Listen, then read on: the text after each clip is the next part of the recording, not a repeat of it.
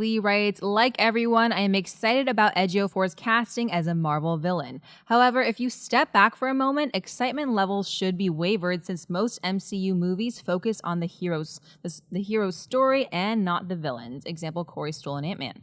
Well, I mean, that's true. One of the things that Marvel has in all the things that they do super well, one of the things they have not nailed is great villains, Loki aside. And that's kind of been one of the Achilles heels of a lot of the Marvel films. But that's been part of their formula, and their formula works. By not giving a lot of attention to the villains, they've been having more time to focus on their heroes, and their heroes are the ones that are bringing in the dollars and all that kind of stuff. But let's look at it this way. Even if Marvel was going to apply the same formula to a movie like Doctor Strange, well, then we're going to have that villain. Now you got to ask yourself the question, do we want Pauly Shore playing that character, or do we want Chiwetel Ejiofor playing that character? We want Chiwetel Ejiofor playing that character. Now, also, in the specific circumstance of Doctor Strange, I have a feeling that we're going to have a little bit of fall from grace story being here. I actually think they're going to start this movie, as has been alluded to elsewhere before, that Cumberbatch and Ejiofor are actually going to be friends.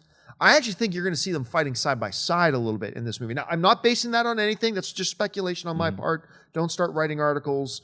Collider Movie Talk says Ejiofor is a good guy in this movie.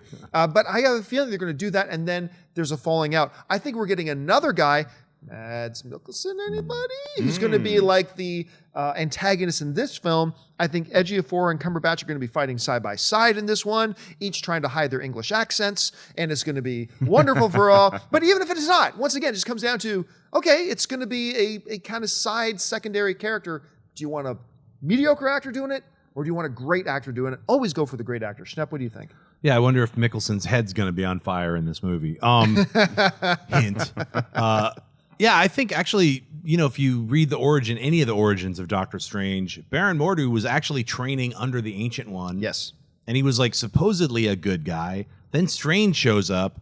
Mordo's like, hey, look, who's this guy edging in? Then you find out later Mordo wanted to use all this wisdom that he's learning from the Ancient One for evil. So I don't know if they're going to make it as simplistic as the original origin was. They're probably going to add different, levels there. So I could see him having a lot more screen time than a lot of other villains, like say from Thor: The Dark World, Malekith really only has like basically 4 scenes, and they're very short in the entire film before he has a big fight scene. I think this will be a little bit more because it's weighted that way. It's like you have to have these training sequences in order to develop these characters. You know what's interesting about some other Marvel villains too, particularly Red Skull and Abomination, 2 of the better ones I think in the MCU thus far, is that they're not necessarily dead. They something happened at the end of the movie, but we're not casting them into a grave. Abomination. It's in Marvel continuity. Abomination is in prison. He's being held. Right. Yeah. And so it's interesting because when you read a comic book and you get a new comic every week, you're not going to kill off the villain. He's going to somehow get away or something. That's usually how it happens. When you make a film, you have to have some sort of resolution. You want the hero to win and you want the villain to lose, but you don't want to lose. You don't want to Darth Maul anybody because you like these villains and you want them to continue on in a franchise. With Doctor Strange, that's the hope. But more so than that, I just want a good movie. I know very little about the Doctor Strange lore. I want to explore all of that stuff. It sounds like Ejiofor is going to factor into that lore as opposed to just being some menacing bad guy that's going after Doctor Strange. So I think he is going to be one of the better Marvel villains and have more to do, more on a par with a Loki than somebody like a Malekith. If they are going the way that I suspect they're going to go, and Ejiofor is going to start hero and friend of the main hero, who then turns and falls, I think we can agree that I really do hope they model it after the best example we've had in film of a guy destined to be a villain starting as a hero, and that's Sinestro from Green Lantern, right? Everybody remembers how good Mark Strong was in that movie. He's good guy. Do you remember that post-credit scene? Stupid. Here, I'm a hero. Yeah.